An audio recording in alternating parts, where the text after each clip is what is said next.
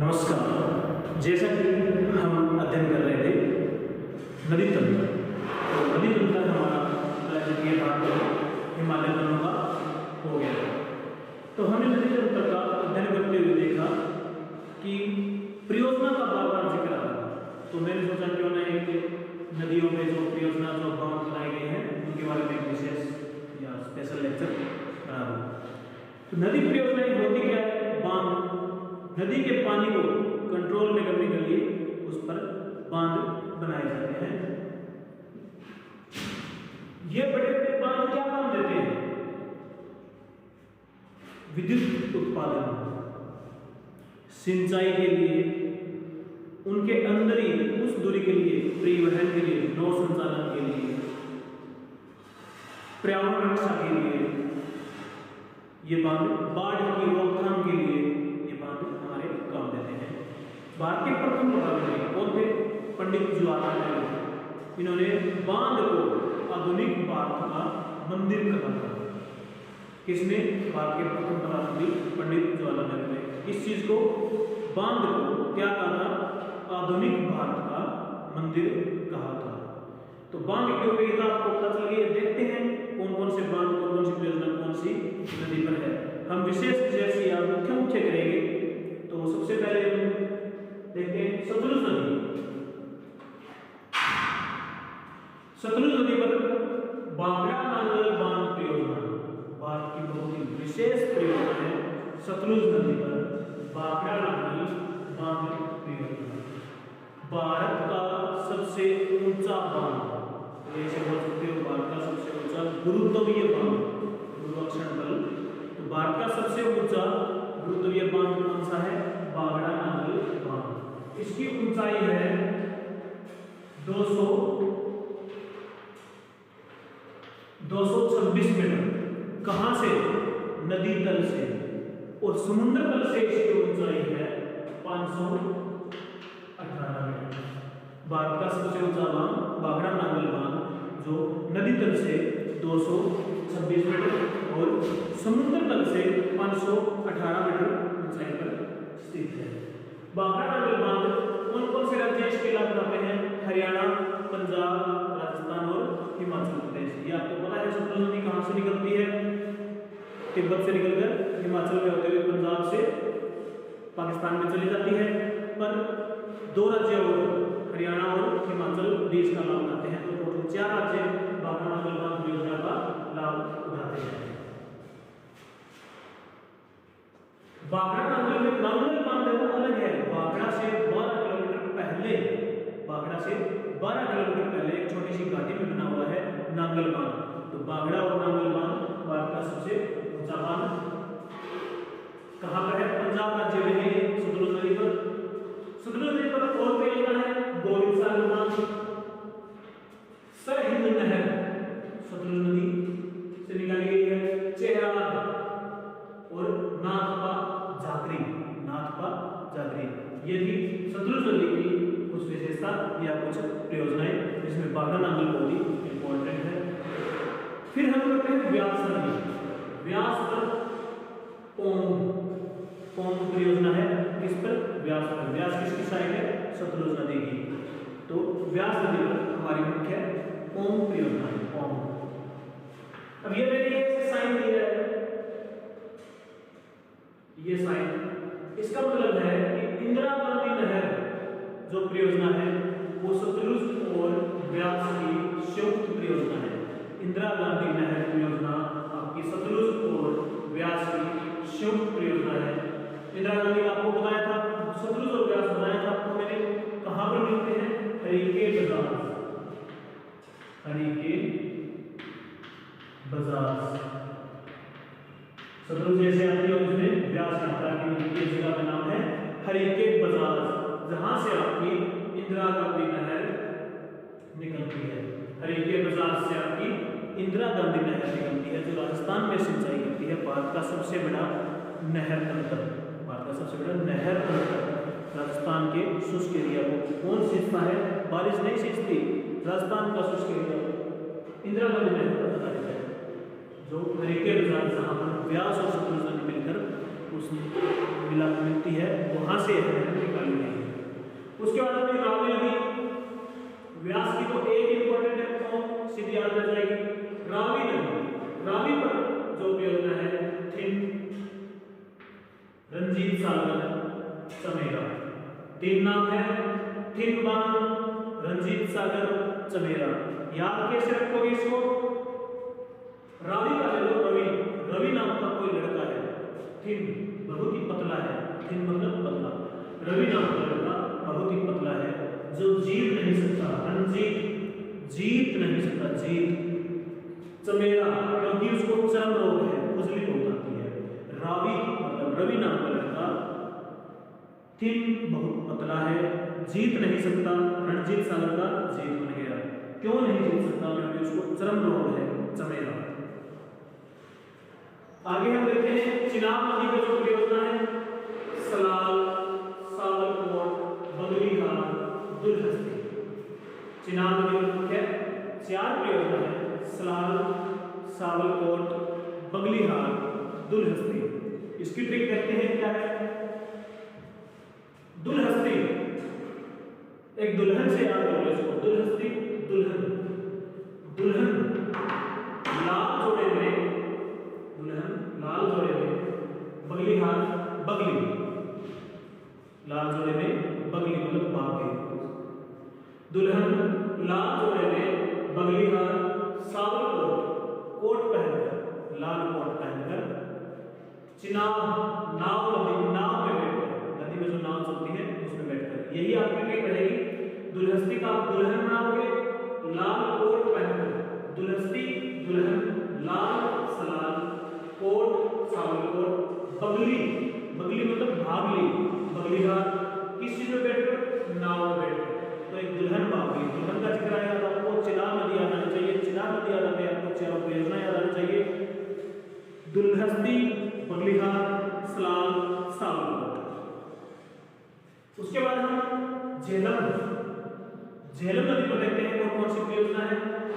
तुलबुल, उरी, किशनगंगा, तुलबुल, उरी, किशनगंगा। 3 परियोजना मुख्य है, तुलबुल, उरी, किशनगंगा। तो झेलम से कर लेते हैं झोला, बैग होता है जो झोला, झोला लेकर तुलबुल उड़ गई, मतलब बुलबुल, बुलबुल है वो उड़ गई और झोला कहां पर गिरा दिया उसने?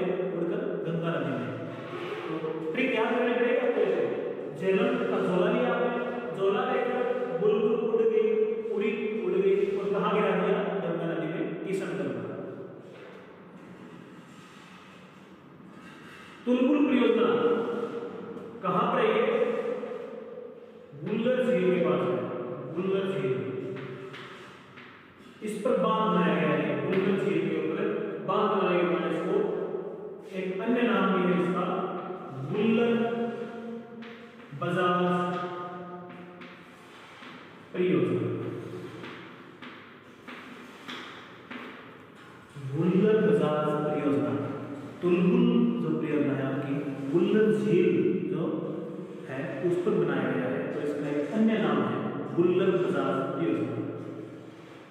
उसके बाद हम देखते हैं भागीरथी नदी। अब आपको मैंने पहले बताया था नदी तंत्र में भागीरथी 2 जगह है, एक तो गंगा की सहायक जो यूके में है, उत्तराखंड में है, और एक अपनी दामोदर के पास पश्चिम बंगाल में भागीरथी नदी है। तो भागीरथी नदी दोनों पे ही एक परियोजना है। जो आपकी उत्तराखंड में है, यूके में, उस पर है टिहरी परियोजना, और जो पश्चिम बंगाल में है उस पर है फरक्का परियोजना। भागीरथी 2 नदियां हैं अलग अलग भागीरथी बात में। तो एक भागीरथी जो उत्तराखंड में है वहां पर इसका नाम है टिहरी परियोजना, और जो भागीरथी पश्चिम बंगाल में है उसकी परियोजना है फरक्का परियोजना। फिर हम देखते हैं यमुना।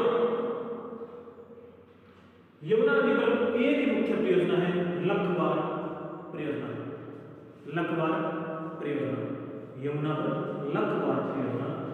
फिर बेतवा किसकी सहायक है? यमुना की सहायक।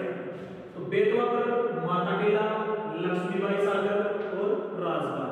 बेतवा नदी पर 3 मुख्य परियोजना है, माता टीला, लक्ष्मीबाई सागर और राजगार। तो इसको कैसे याद करेंगे हम? लक्ष्मीबाई राजघराने से थी, तो लक्ष्मीबाई राजघराने से थी, फिर भी माता के नाम मिट्टी के बने तवे पर खाना खाते थे। लक्ष्मीबाई ट्रिक को आपको माइंड में सेट करना पड़ेगा। अब बेतवा नदी आ जाए या कोई लक्ष्मीबाई सागर का क्या बना, लक्ष्मीबाई राजघराने से थी, लक्ष्मीबाई राजघराने से थी, फिर भी माता के नाम मिट्टी से बने हुए बेतवा नदी आ गई, तवे पर खाना खाती थी। तो बेतवा नदी पर 3 आपकी योजना है। फिर है रिहंद, सोन की सहायक है रिहंद नदी, आपको बताया था सोन नदी की सहायक नदी है। रिहंद पर 2 मुख्य है, रिहंद और गोविंद वल्लभ पंत सागर। रिहंद पर एक तो रिहंद की परियोजना है, दूसरी परियोजना है गोविंद वल्लभ पंत सागर। इसको याद करना होगा, उसके लिए रिहंद का रिहंद याद हो जाएगा। गोविंद वल्लभ महान इंसान थे जो जय हिंद करते थे, रिहंद जय हिंद। ब्राकर नदी, इस पर तिलैया और मेथरान बांध है। ब्राकर नदी पर तिलैया, ब्राकर जो आपकी दामोदर की सहायक है, दामोदर की सहायक नदी है ब्राकर नदी पर तिलैया और मेथरान। ये कैसे याद होगा, दोनों पे तिलैया का लगा तिल, घर में तिल होते हैं, खेत में जो बोए जाते हैं, और मेथान मेथी की सब्जी खाते हो आप, तो तिल और मेथी बराबर भागों में बांट दो। तिलैया और मेथान, तिल और मेथी बराबर भागों में बांट दो। एक गोमती नदी आपकी, उस पर एक ही परियोजना है खतीमा। गोमती नदी पर एक ही मुख्य परियोजना है खतीमा।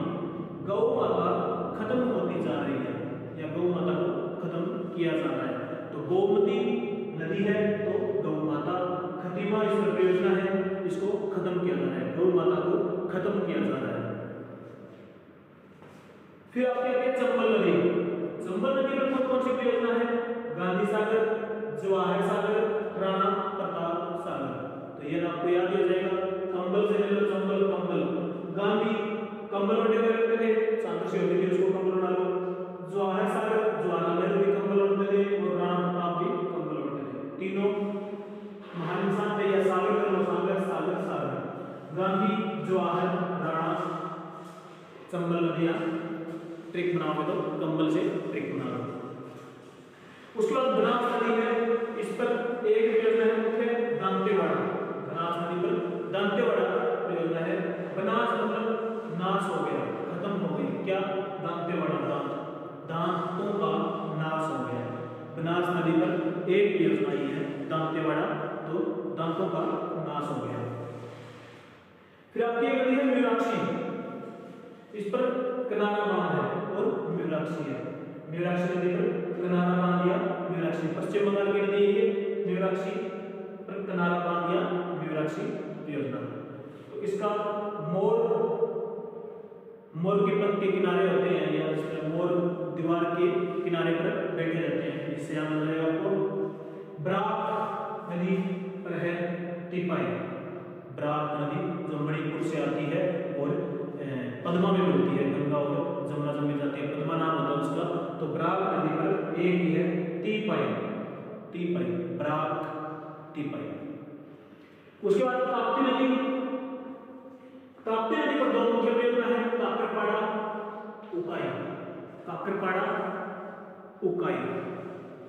तो ताप्ती से कर लो आप, तपती हुई गर्म, तो काकरपाड़ा खाने की जो वस्तु होती है, शक्करपारा, तो गरम शक्करपारा, और उकाई उस पर काई लग गई, या ट्रिक बनाने में आपको माइंड में सेट करनी है, एक बार ट्रिक हमेशा याद रहेगी आपकी। तो ताप्ती नदी में 2 मुख्य परियोजना है, काकरपाड़ा, उकाई।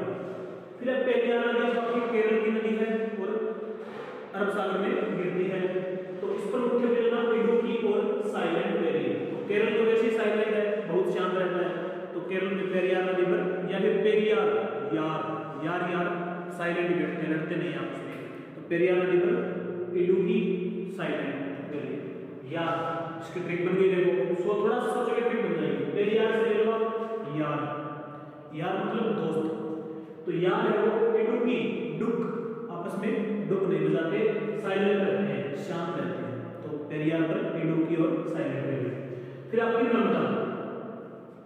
नर्मदा पर सरदार सरोवर और महेश्वर दो परियोजना है। तो नर्मदा मतलब नरम दिल के जो इंसान होते हैं वो सरदार बनते हैं हमेशा, या सरदार होते हैं और ईश्वर के समान होते हैं। तो नर्मदा पर दो परियोजना है, सरदार सरोवर और महेश्वर।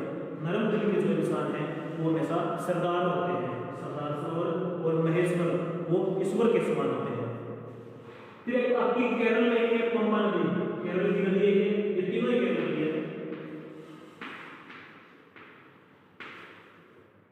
पंबा नदी, इस पर एक परियोजना है सबरीगिरी, बहुत छोटी नदी है, छोटी परियोजना है पंबा नदी सबरीगिरी।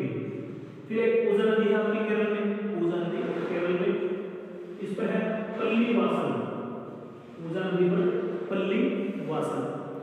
जो पूजा करेगा उसके घर में ईश्वर का वास होगा, वासल पल्लीवासल, वासल में से वास निकालो, जो पूजा करते हैं उसके घर में ईश्वर का वास होता है। यह नदी केरल की ही है, पर यह बंगाल की खाड़ी में गिरती है। बहुत सारी केरल की नदियां अरब सागर में गिरती है, पर पूजा नदी बंगाल की खाड़ी में गिरती है, पूर्व की तरफ जाती है बंगाल में। केरल में भी एक नदी है, ये जो है परियोजना की प्रांबीकुलम, यह केरल में छोटी छोटी 8 नदियों से मिलकर बनी है। यह छोटी छोटी 8 नदियों पर परियोजना बनाई गई है प्रांबीकुलम। तो इसको कैसे याद करेंगे? पुल, पुल मतलब कुल देवता इकट्ठे होना। तो छोटी छोटी 8 नदियों को इकट्ठा करके यह परियोजना बनाई गई है प्रांबीकुलम। उसके बाद महानदी, महानदी पर मुख्य परियोजना जो हमेशा फेमस है, याद रहती है सबको, हीराकुंड रवि सागर। महानदी पर हीराकुंड और रवि सागर। हीराकुंड सबसे लंबा बांध है 4.8 किलोमीटर, 4.8 किलोमीटर। हीराकुंड सबसे लंबा बांध है 4.8 किलोमीटर। महानदी, महानदी, महान कौन होगा? जिसके पास हीरा होगा, हीरा किसके पास है? शंकर भगवान के पास है।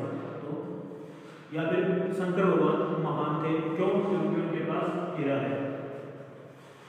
फिर कृष्णा नदी, कृष्णा पर परियोजना है नागार्जुन सागर, श्रीशैलम, अलमट्टी, कुंडा। बहुत ही आसान है, ट्रिक भी बहुत आसान होगी। कृष्ण भगवान नागार्जुन, नाग से तो खेलते थे, सांपों से खेलते रहते थे कृष्ण भगवान। वैसे शिव शंकर खेलते थे, पर यहाँ पर याद रखने के लिए कृष्ण भगवान नागार्जुन, या फिर नागार्जुन काले होते हैं, फिल्मों में गुंडा होता था नागार्जुन काला काला। तो कृष्ण भगवान नागार्जुन, श्रीशैलम श्री कृष्ण, श्रीशैलम, अलमट्टी मिट्टी खाते थे, तो क्या करते थे उसकी माता? उनके आगे कुंडा लगा देते थे। तो ये कृष्णा नदी पर आपकी परियोजना है। नागार्जुन नाग या नंगे रहते थे, नागा कृष्ण भगवान नंगे रहते थे। श्रीशैलम श्री कृष्ण याद आ जाएगा। अलमट्टी मिट्टी खाते थे, तो कुंडा लगा देते थे आगे कुंडा। ये परियोजना कृष्णा नदी पर है। गोदावरी, गोदावरी पर मुख्य परियोजना है जायकवाड़ी, जायकवाड़ी, पोचनपाद, रामकुंडम। ये कैसे आप करोगे?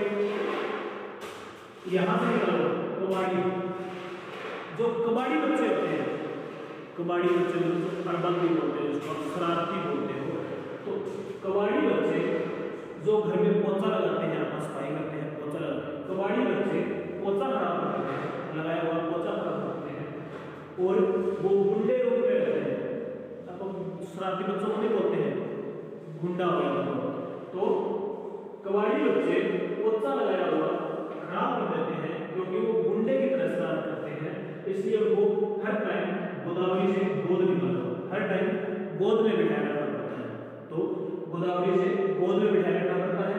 जायकवाड़ी से कबाड़ी बच्चे पोछा खराब कर देते हैं, रामकुंडम गुंडे की तरह व्यवहार करते हैं। तो ये गोदावरी की आपकी परियोजना हो जाएगी। कावेरी नदी पर 3 परियोजना है, मेडूर, शिवसमुद्रम, सिलेरू। मेडूर, शिवसमुद्रम, सिलेरू।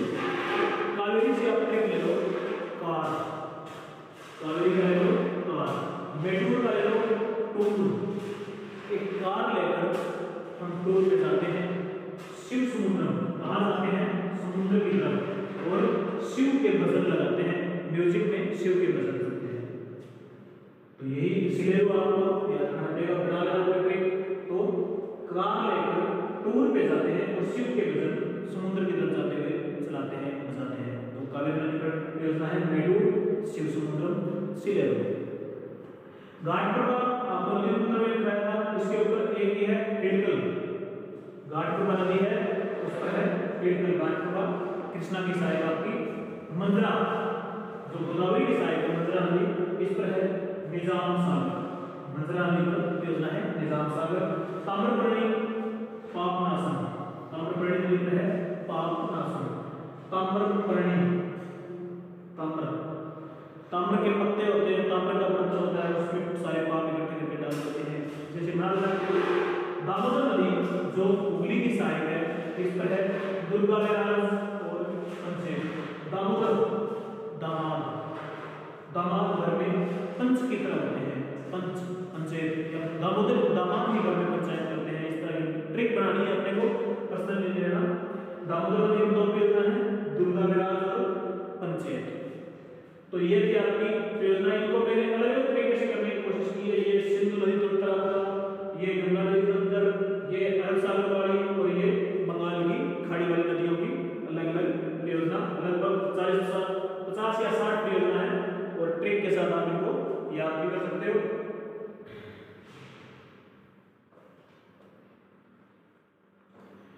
जो आपकी दामोदर नदी घाटी परियोजना है, स्वतंत्र भारत की पहली नदी घाटी परियोजना है। दामोदर घाटी परियोजना स्वतंत्र भारत की पहली नदी घाटी परियोजना है, जो अमेरिका की टेनेसी घाटी परियोजना के नाम पर बनाई गई थी। अमेरिका में सबसे पहले टेनेसी घाटी परियोजना 1933 में बनी थी। उसको देखकर ही भारत में पहली परियोजना स्वतंत्र भारत के बाद दामोदर नदी पर बनाई गई, दामोदर घाटी परियोजना।